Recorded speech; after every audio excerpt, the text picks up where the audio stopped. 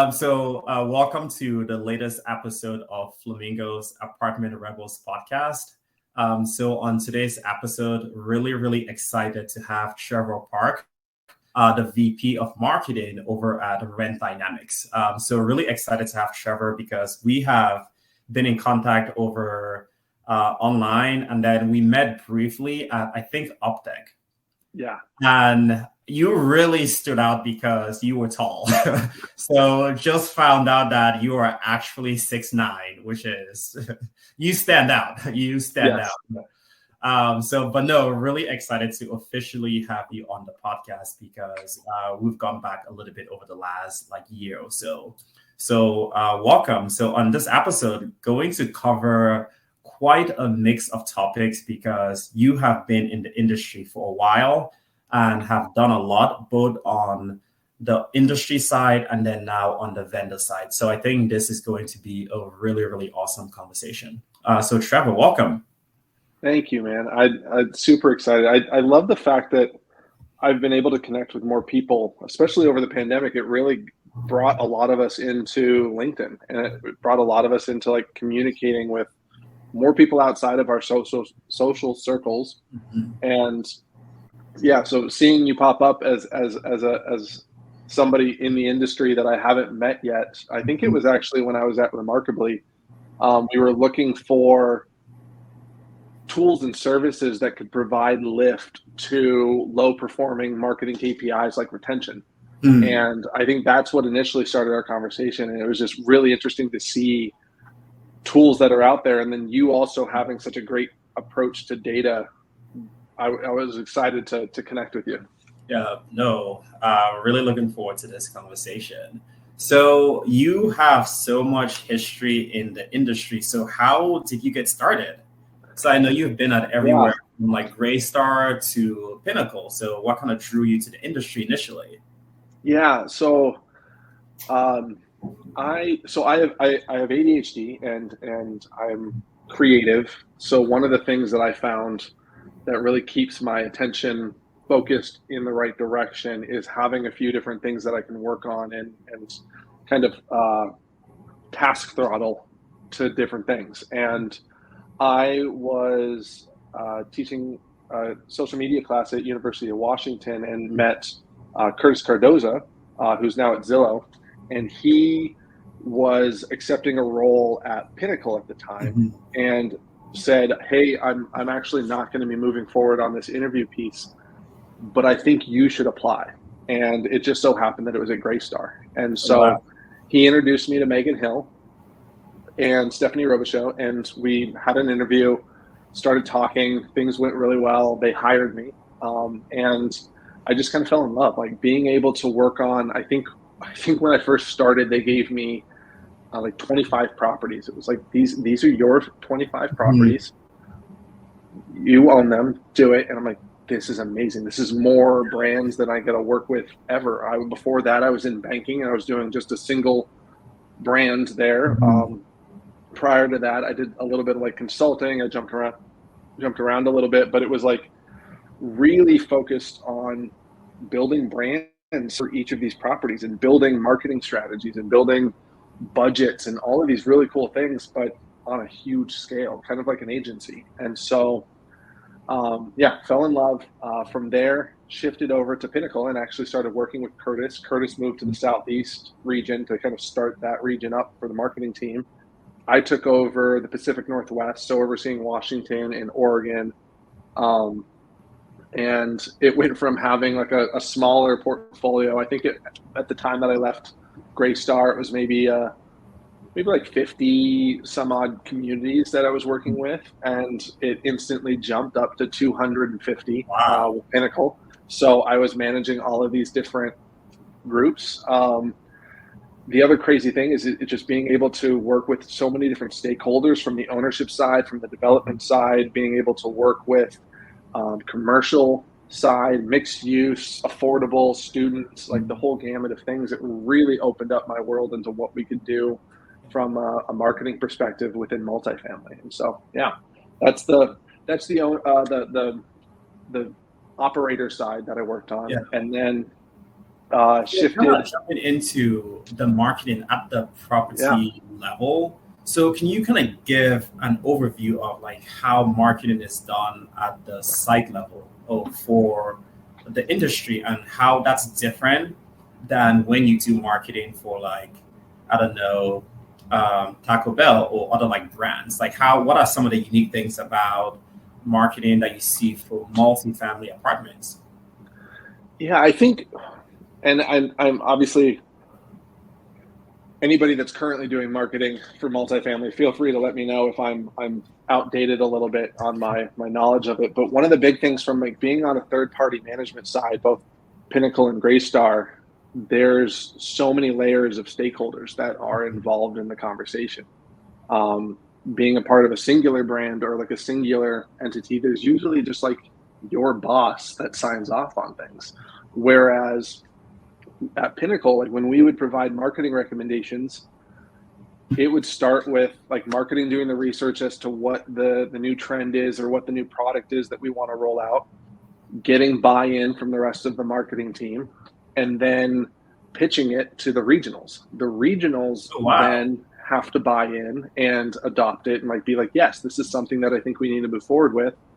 And then they have to pitch it to their ownership group. Like if it's not something that's in budget that year, I would say probably like 7 out of 10 times it's not going to happen that year until we get into the next budgeting cycle and we can factor it in for that year. But if it's like a crucial element for marketing to move forward on something, or if it's something that they might have a little bit of extra spend, then they'll potentially push it through. But there's layers of approval that have to happen on that piece. So usually that decisioning cycle is a lot longer than just hey, yeah, I got Trevor Park here. He's the regional marketing director for Pinnacle, and he is all on board. Let's sign contracts. Unfortunately, it doesn't work that way. Like you have to, like you get the marketing person on board, and then they get their team on board, then they get their regional team on board, and then they get their ownership teams on board, and then they roll it out and start working with the leasing teams to actually implement.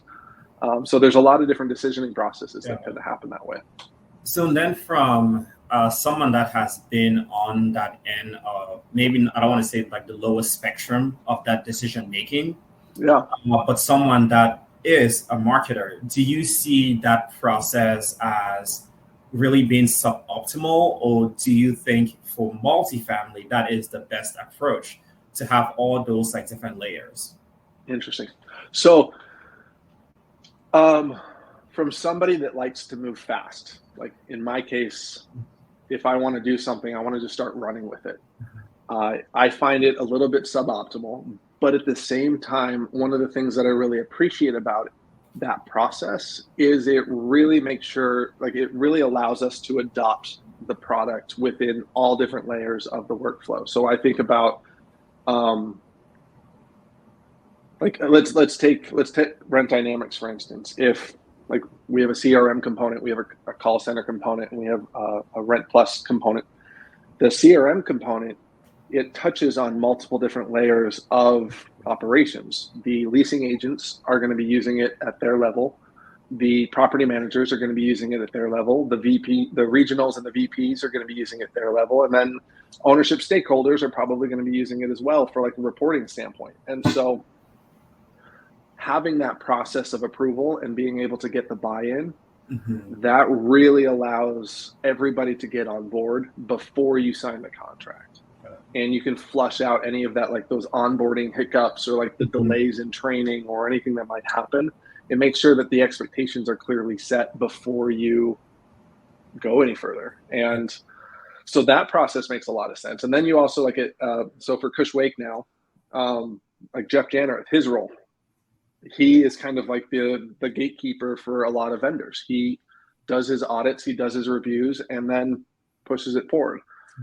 So that's like, I think it's a needed portion, or like having some sort of vendor management process where you can get stakeholders from every level that the product touches. So yeah, I think it's needed. But yeah, definitely frustrating if you're on the side of like, I want this product. You then have to go through all the different layers of red tape to finally get it going. But I think ultimately it makes sense in the long run because of all the different facets of multifamily that can be affected by it. But if you could, like looking back where you were, whether it's at Pinnacle or at Greystar, for your position, if you could change that process or make it more like optimal, how would you have wanted to do it to still get that speed that you desire, but also have those checks and balances in place to get like buy-in from all those like different levels? I think it would, the change I would have is in the budgeting process. And usually like when we would do that, it would start in October, maybe even September in some cases. And like, that's when you're really starting to evaluate everything. And so getting the vendors aware of your budgeting cycle early on so that you can get that prepped for the next year, I think that's super important. The other component though is having flexibility in that budget.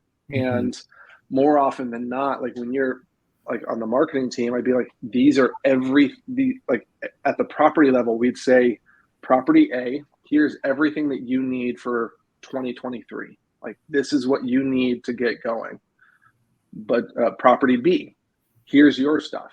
It's going to be different than property A. It's specific to you, and you build it out for every single property or every single client. And the parts that are tough is like they want to keep operation costs low. And so it's going to be like cutting things out a little bit, or it's like, what can you do with $1,000 versus $2,000?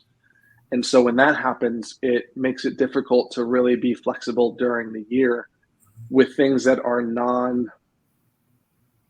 revenue generating products. So if it's affecting your occupancy, that's where you have like, you can throw in apartments.com or you can throw in Zillow, and you can do that out of budget because of the fact that it is going to drive your occupancy up. But if you want something like virtual tours, that's going to be probably a harder sell because it doesn't have the direct correlation to occupancy increasing. It shows an increase in traffic and it shows an increase in that, but it's a harder sell to show that correlation, which I think some vendors are doing a really good job at showing that data now. So kind of thinking like two steps back, for someone that doesn't know how marketing operates at the property manager level or in the industry level, can you kind of give like a property management 101? So the end goal is to get people to move into the building. So how can you kind of break that down on how that budget is spent? What are all like the initiatives that are done to build awareness, get people into the funnel? So what is like marketing 101 for the apartment industry? Yeah, I mean, it's really unique in a sense that there's in development, so properties that are currently being built. There's marketing for lease up, which is the ones that like they hit TCO and they're pushing through, the doors are open, residents are moving in, and then they're stabilized. And so like they hit their occupancy level and then they're just trying to maintain that 93% or whatever they're wanting to. Oh, now it's like 95. 95. Yeah, there we go. Yeah. So like keeping that occupancy level high is kind of like where you're at stabilization. So like the marketing strategy shifts in each stage that they're at. When it's in development, you get a solid top of funnel for building a wait list. And so the strategy for that one is really just digital awareness, promoting things on kind of like the fencing or some leasing trailer or something along those lines, depending on how far along you are in that development piece. Then there's the lease up and like pre-leasing stuff that's happening. You have a more solid website, you have floor plans, you have all of the digital collateral put together. You might be doing hard hat tours at some point, and then you're shifting to actual tours. And then from like the in development, so that's literally they just have like a landing page essentially. In some cases, like in other cases, if they haven't selected their management company, or if it's something where it's owner managed, like they might not have a landing page until pre-leasing or even lease up. So it really depends on how quickly the ownership is willing to lock in their management company or approve budget for those specific pieces. But yeah, it's really unique on each one. I think from like a marketing 101 piece, it would be really thinking about it from the stages of the funnel. Like if you were just like top of funnel is going to be all of your external facing marketing pieces where you have your website, you have an SEO strategy or a pay-per-click strategy of some sort. You have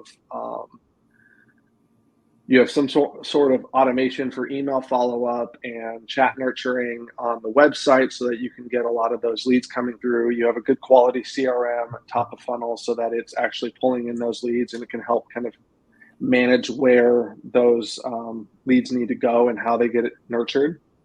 And then from there, the marketing strategy actually carries on all the way through. There's the move-in experience, I think, is one of the big ones. So thinking about like companies like Moved and Lively, those two pieces like really help the resident transition into this property and help them kind of have a seamless onboarding experience. And then you have the retention side of things, which is another thing that marketing contributes to.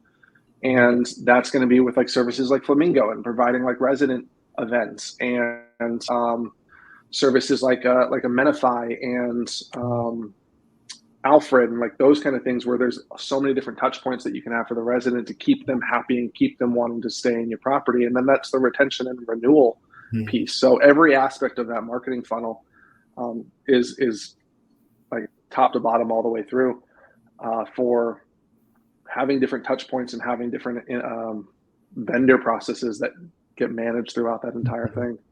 Sorry, not super detailed. We are working on a leasing guide at RentDynamics that we're going to have a lot of different vendors participating in and contributing to. So we'll definitely be rolling that out where it's going to have more of a 101 kind of standpoint. But yeah. So one thing I've always been curious about from a property like operations perspective, why does retention fall under marketing as opposed to really falling more towards like ops? Well, I think it's capacity and being able to actually manage that piece. I think before the worlds of automation and chatbots like BetterBot and Different and ResPage and kind of those pieces, like Nurture Boss, like all of them having the ability to take 80% of those leads and moving them straight to a tour. That part was so time consuming that the leasing teams and the property teams just didn't have time to focus on the residents. And there's also been this, I don't know if it's I don't know what's driving kind of that focus, but getting the increase in rent by having somebody move out and then being able to turn the property and then get somebody back in right away. I think that part is also getting tougher and tougher because of like how long things can stay vacant. So if you need to turn a unit and it's going to take you a month to do it, that's $1,200 minimum of like whatever your rent is. Like that's money out the door for that month plus whatever it costs to turn it. And then if it takes another month to lease that unit, that's another month that you're losing money, and then so on and so forth. So I think that's where there hasn't been that huge focus because people think that they can get higher rents if they turn the unit. One of the things that's really clear right now, like a lot of our conversations are like, yep, no, we are not about retention at the moment. We are all about getting new people in where we can really like jack up the rents, which makes sense if the demand is there. Yeah. And that's if the demand's there. I think one of the things that we are seeing more and more though is like occupancy rates are going to continue to fluctuate depending on how pandemic stuff happens. If like another thing spikes up, there's going to be people that are going to want to hunker down and not move around. And so that part's going to be really tough to foresee. But if you can keep a resident happy and keep them living at your property as long as makes sense, like I don't see the downside of doing that. So yeah. So then after spending time on the marketing side, you went over to Compass and then spent a Yeah. few months there before ultimately going a little bit into customer success. Can you kind of talk about that transition? Yeah, I would say that was probably my, if I had to think back in terms of like professional decisions that I regret, jumping to Compass was one that I have a little bit of pain still in the back of my mind of like Really? jumping ship.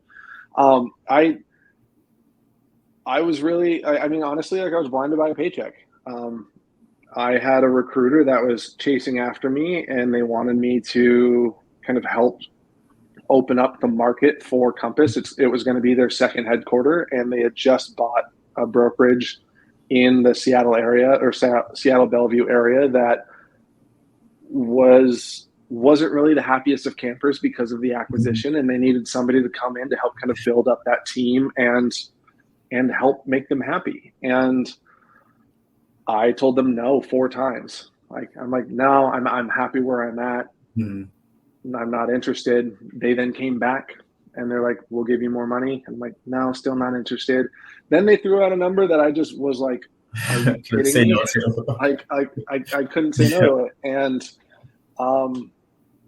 I still remember too, like Jennifer Stakokis, when I told her that I was leaving, she gave me some really good advice to consider after that. And she had told me, just be careful of the person that's throwing a lot of money at you to get you to come on, because they could be hiding stuff. They could be not telling you the big picture and they're just trying to blind you by the price tag. And she was right. I came in, it wasn't the best culture fit for me. And I loved the team that I worked with. The team was fantastic. I was able to help grow the team from, I think it was like 4 people to like 15 people in a matter of like 10 months.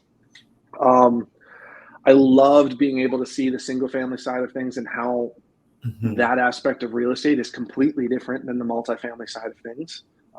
Brokers are more individual operators, and then they have like their own little nestle of teams. And yes, they communicate with other brokers and stuff, but it's really kind of like it's just them. Whereas if you think about multifamily, like the amount of times that I see somebody from like security properties talking with somebody from Thrive, or Thrive talking with somebody from Greystar, and having that like really nice connectivity.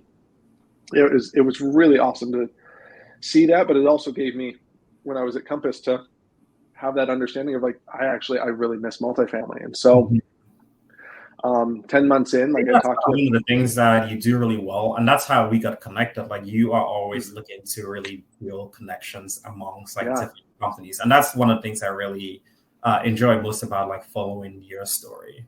I appreciate that. And that's, I mean, it's my life's motto is to connect people.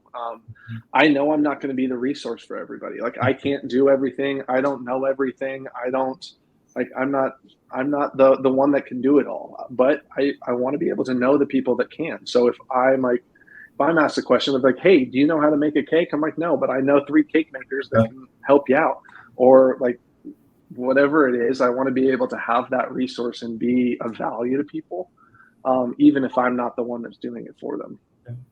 I would love that. Absolutely love that. Yeah. And then how was moving into customer success then? So what kind of drove that move? I'm obsessed with customer success. It is probably, if I had to pick between marketing and customer success, I would probably choose customer success if I had to like separate the two. But one of the things that I really appreciated about my role, both at RentDynamics and at BetterBot, is they appreciated the overlap of marketing and customer success. When I came into Remarkably, the reason that I fit so well into that role is I was the one that was, or like when it started, before the AI was fully launched, the person on the back end providing the insights was the customer success manager. So having that knowledge of how you can improve metrics and you can find lift in certain areas, that was coming from the customer success team. So Stephanie Robichaud, myself, Levette Legoyne, like we all were the ones that were diving into the data, providing those insights, and then kicking them out through the dashboard or a report. So it just made a lot of sense for me to kind of fit in that role. And I also I hadn't run marketing on the vendor side. So I was casually working with the marketing team Mhm. to understand what it looks like from a vendor perspective, and not a client perspective. And so I was able to really learn from Anna and Anna Lee of what they were doing to build out the marketing stuff, and was able to shift that during the pandemic. So actually, there was a little bit of a gap in my job description. Mhm. So remarkably, got hit with the pandemic. They laid off a good number of their employees, and it was definitely unexpected. But it was something that, looking back on it, I'm actually glad they did, because I was able to basically look at the book of business that I helped them build Mhm. and still be a resource to those people. So Paul Edgman at Thrive reached out to me and offered me contracting work. I started doing stuff with other management companies in the market as well, and just started helping them out during the pandemic, building email cadences with automation. I started Mhm. building out different types of tech stack options for them, and really kind of refining what they were doing from a remote standpoint, since Yeah. most of the properties at that point were shut down and having to work from home. So I built a lot of those systems for management companies throughout Seattle and the Pacific Northwest. And then I also picked up a camera and started doing virtual tours and property photography, just to kind of help make ends meet. And I was connecting with more and more. And so it led into marketing projects. Oh, love Um, that. So you were like super entrepreneurial throughout it. You definitely didn't like sit yeah, up down. yeah, it was a lot of fun. So I bought Matterport cameras and stuff, and started going to properties masked up and everything, and they would just leave the key on the door for me, and I'd go in, I'd take the photos, and then I'd mail it to them later, and started doing drone photography from there and videography. And so it was just a lot of fun to be able to do that without the pressure of having another Mhm. job to do it. So I enjoyed that a lot. It wasn't until Paul actually reached out to me and said, "Hey, what do you know about um, marketing automation and chat bots and kind of that side of things?" And I told him I knew a little bit about it, but I wasn't Mhm. super familiar with what they did.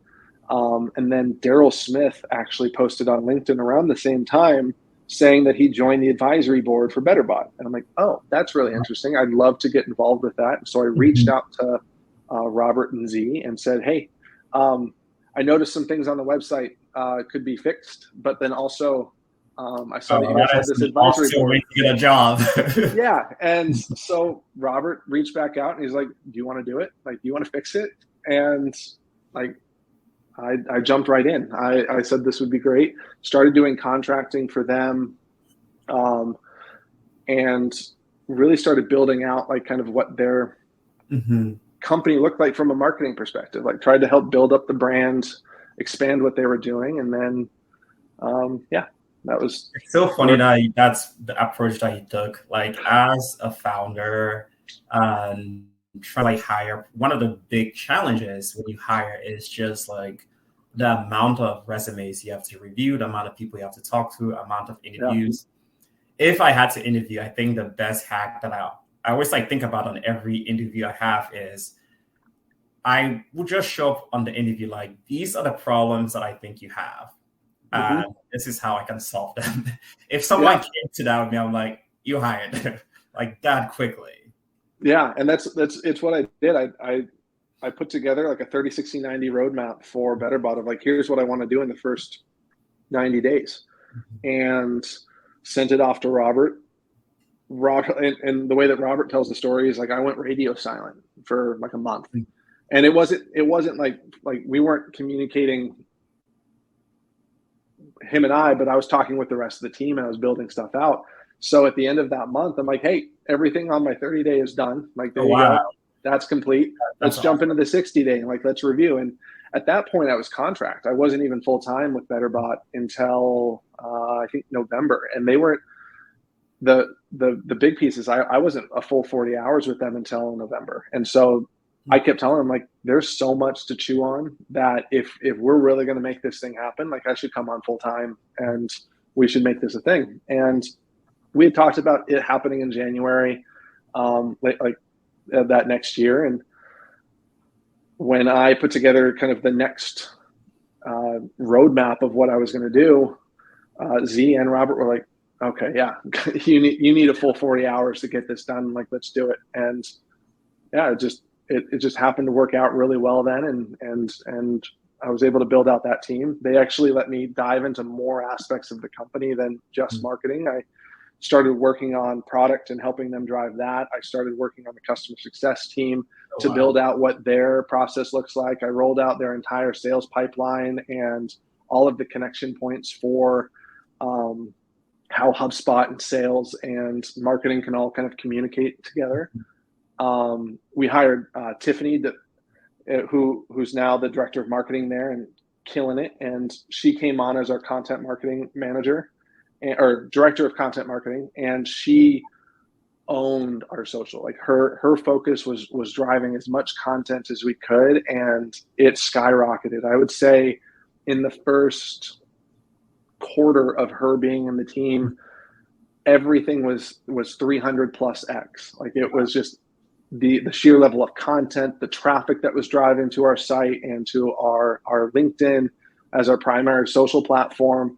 She was just pushing so much stuff out there for us that it really helped us build that brand and build that out. And so like we were able to just develop some really cool strategies that tied into that. And then she was just creating and producing based off of that strategy. And it was great. Wow, that's amazing. So it looks like you had a really impactful time at BetterBot then.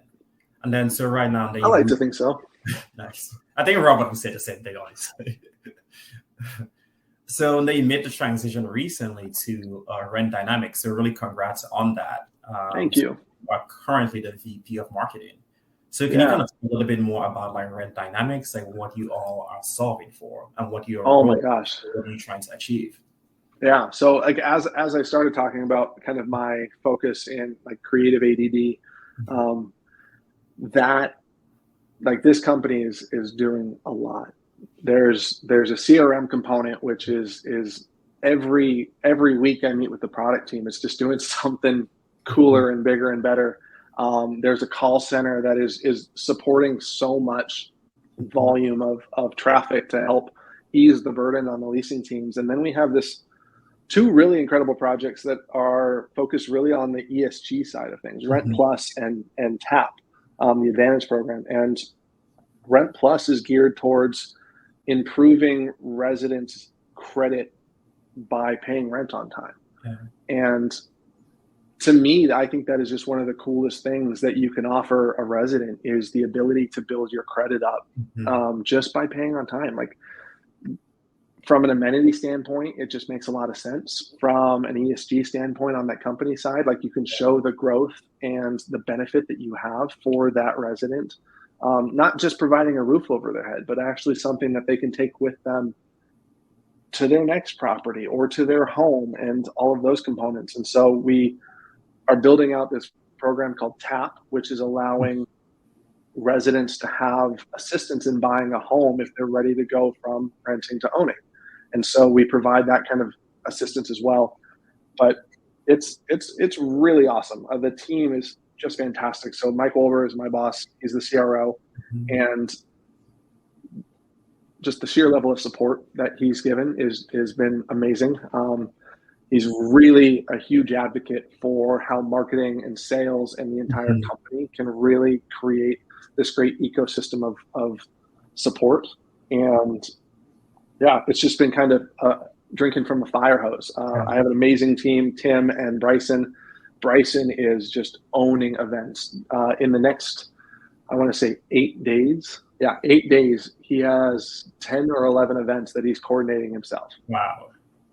Like it's nuts. Like that's a volume that I don't think I'd be able to handle on my own. So the fact that he's doing it and running with it is really cool. Tim is our growth marketing manager, and just the types of emails and campaigns that he's putting out is really impressive. We're building out some really fun workflows and campaigns within HubSpot that are allowing us to touch, I would say probably anywhere between 10 and 15 times more contacts and prospects than what we were before. And so just having that volume of Mhm. marketing going out there is going to help us really expand more. Yeah, and what's really awesome too is like I love your marketing right now. It's like everywhere, which is like really what you want to Thanks. do. So no, you guys are already doing like a really like kick-ass job. So Thanks. for you, like what does that kind of similar, what does that 30, 60, 90 day look like for RentDynamics? Yeah. The first one was like the first 30 days. So it's funny you mentioned that. I'm actually working on a new 30, 60, 90 for Mike to build out and just kind of present to him of here's what I want to do.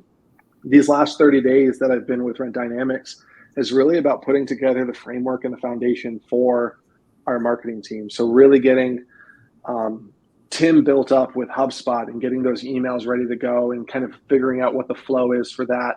And then Bryson, same thing, like building out our swag offerings and building out our event calendar and really getting that organized so that the sales team and the account management team are just ready to run. The next 30, 60, 90 is really about growth and adoption. I think one of the big things is diving into our product sets and seeing where there's pockets of opportunity and figuring out how we can target them in a really tailored way and not just blanket selling. And I think like we're going to be going out to Baltimore to hang out with some of our industry favorites. Like, yeah, we're going to be meeting with Rebecca Smith and Moshe Crane and building out some fun activities out there along with some other clients and prospects. And so really just hitting more and more markets and figuring out what's the most sustainable way to do that in the next couple months. Our event strategy is going to be kicking up even more, like having well thought out events and experiences for the clients and prospects that are attending those conferences. That part's going to be really interesting to see how we can create follow-up touch points. So as they attend events, we hit them with some emails, we hit them with some outreach, and just try and drive that traffic back, because so often it just kind of drops off. It's like, hey, we hosted a party. Great. What next? And so now creating that kind of workflow where there's actually pre and post show cadence. Oh, absolutely love that. So curious question from a marketing perspective, like what have you guys found to be the most successful way of really engaging clients or prospects via events? Yeah. Well, it's kind of twofold. The first one is partners. Like everything that I want to do, I want to have some sort of partner element to it. And if there's not a partner element to it, then I want it to be very like niche and personalized. And so like AIM is a great example. On Sunday, we have three partners we have two partners we're working with, Rent Grata and Reply. And so the three of us, we're hosting a small little dinner at LSXO. And that's going to be more of like an intimate one. It's a great vendor to operator ratio so that we can really make sure that we're being personalized and not just blanket presence. And being able to engage with each of them on a different level is going to be really fun. And then we have Monday's event, which is going to be at the Huntington Beach House. That one's open to basically anybody that's attending AIM. Like everybody can come through on that. And that one's a big partnership one as well. We have Dwello, we have One Day, we have Opinion, we have RentPath. Who am I forgetting? There's us. There's probably one more in there. But the goal for that one is really just like full saturation to create a really cool experience. So bringing people to the beach at Huntington, having bonfires, cocktails, snacks, that kind of stuff. Like that one's more experience based, and that's going to be something that we'll be able to drive brands through that experience. And then the next night we're just doing a really small get together with a couple key folks at Nobu. And that one again it's like 6 people. And so we want to be able to like figure out like what's the scale that we do things at and how's the impact happen. So if we can do smaller stuff, we'll be able to do it in a way that's really personalized and tailored. And then if we do bigger stuff, it has an impactful experience that allows us to kind of create that memory that's long lasting. Yeah. So I really love that element of creating like experiences. Like, how has your thinking about marketing changed since you moved from more like property-based marketing, more to marketing to the industry? Like, what have you seen to be like, that's kind of like a light bulb moment, or things that you do completely differently that you would have done before? I think the biggest light bulb moment was the fact that when I was on the property side, everyone took my phone call. They answered my phone call like at any point in the day. If it was a weekend, if it was an evening, like if I had a question, I could call, text, or whatever, and it was quick response times. Coming to the vendor side, it's the other end of that. I'm like, yeah, like I thought it was like at first, like I would send out a couple of emails to people I knew, and just saying like, hey, I'm at the vendor side, and there'd be no response. And I'm like, there's something wrong with they my immediately email. put you in the blacklist. Yeah, and I'm like, can we check to make sure that my like, emails who's are this going Trevor through? again? Like, is this working? And it was hilarious. Like I brought it up to Erin. I'm like, what's like, is there has to be something wrong with my email? She's like, no, you're just on the vendor side now. Like you're selling things. And the light bulb clicked for me where I'm like, I don't want people to ever see me as transactional. Like when I call somebody, it's not to sell you something, it's to be a resource. Like I want to make sure that every time that I do that, it's not like, oh, Trevor's calling me again. Like, what is he selling this time? Is he selling CRMs, or is he selling chat bots, or like what's he farming out? And so like that was the big shift for me, is I want to make sure that I'm a resource to people versus a transaction to people. And so that's where it's tied into the marketing piece. Like if you look at our marketing strategy right now, like Tim, Mike, myself, our sales team, Dale and Andy and Chris and Willie, all of our stuff that we're pushing out there is resources. And like, yes, we talk a little bit about RentDynamics every now and again, but it's more so, how are we helping the industry move forward as a whole? And what are the tools that are out there, RentDynamics or not? Like, what are the things that we can help you drive forward and be a value for you? And just creating that connection point there. So I love that. And that's, for us, is really the biggest thing that we see. You have to be extremely relationship focused. You have to put in a lot to build that relationship and like trust over time. And that's really when you start seeing the payoff like happen. So I absolutely love everything that you all are doing at the RentDynamics, and really, really excited to see the piece that you bring in, that little piece of the DNA that you bring. I'm excited as well. I think it'll be a lot of fun. Yeah. Well, Trevor, this was awesome to have you on this call. Looking forward to seeing you at AIM as well, too. Likewise. Yeah, I want to keep the conversation going. This is going to be a lot of fun, I think, over the next few months. Yeah, absolutely. Cool. Well, this was our latest episode. So Trevor Park, VP of Marketing at RentDynamics. So look out for him at AIM, on LinkedIn, and everywhere else.